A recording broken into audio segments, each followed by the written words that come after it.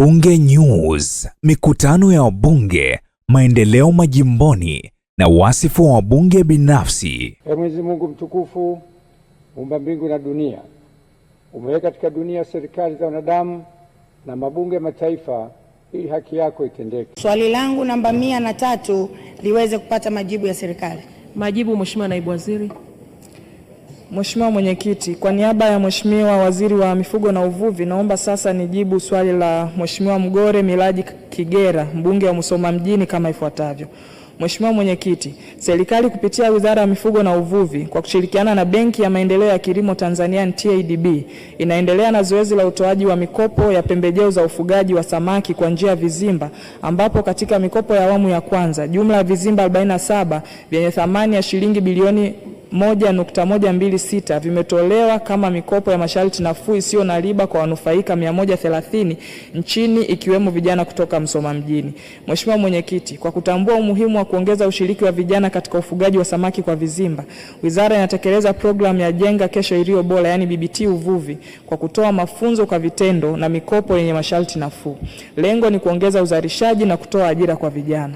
Mheshimiwa Mwenyekiti, kwa mwaka wa fedha 25-26, Wizara imepokea kiasi cha shilingi bilioni 7 kutoka hazina kwa ajili ya kuwezesha vijana kupata mitaji kupitia mikopo yenye masharti nafuu.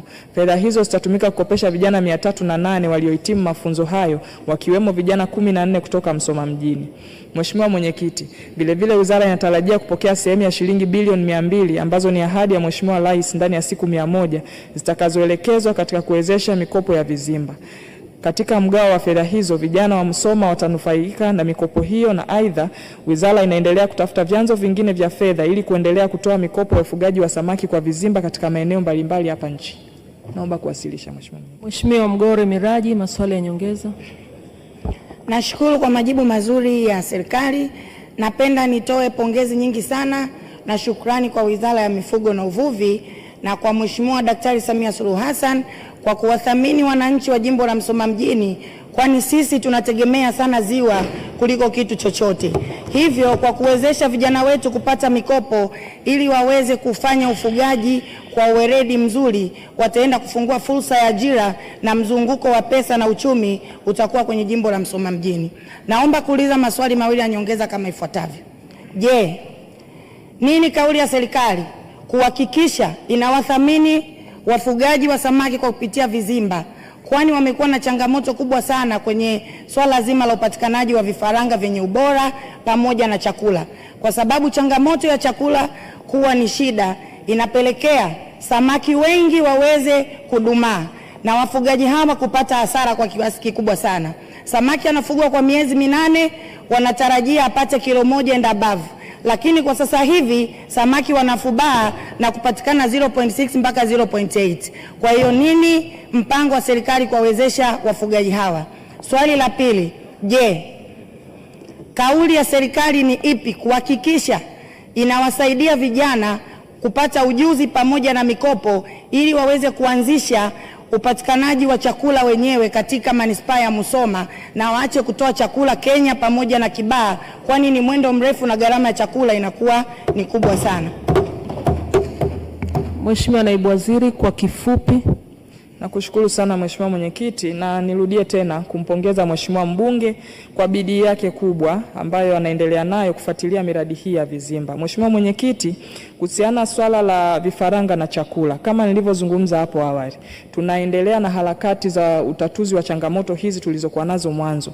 Moja, tumeendelea kuhamasisha sekta binafsi katika kuwekeza, kuzalisha vifaranga na kutengeneza viwanda vya chakula, ambapo ninakiri kwamba tumekuwa na ongezeko kubwa sana la vifaranga pamoja na chakula ambacho kimesaidia wafugaji wetu kwa njia ya vizimba kuweza kupata kwa wingi. Lakini pili, tunaendelea kuwapa vijana wetu elimu ya utambuzi ili pale wanapoona vifaranga na chakula sokoni basi waweze kutambua kile kilicho bora against kile ambacho hakiko bora.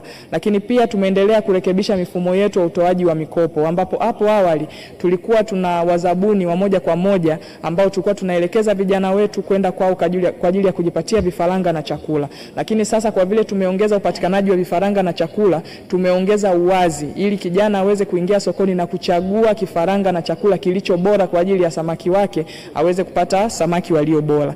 Lakini pili, Swala la pili la mheshimiwa mbunge ambalo ni kuhusiana na uwezeshaji wa vijana kujipatia ujuzi lakini mitaji ya kuwekeza katika uzalishaji wa chakula. Mheshimiwa Mwenyekiti, hichi ndicho ambacho tunafanya mpaka sasa.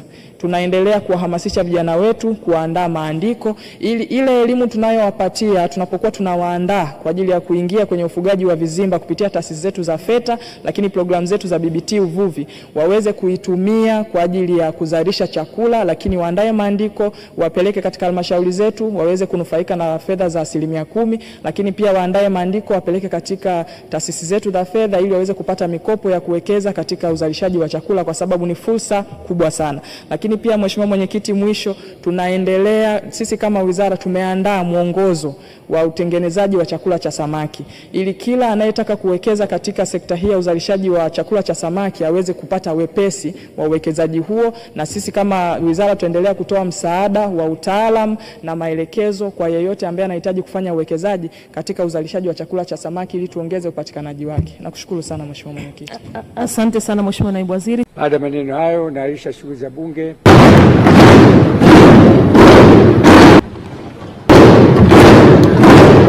Bunge News.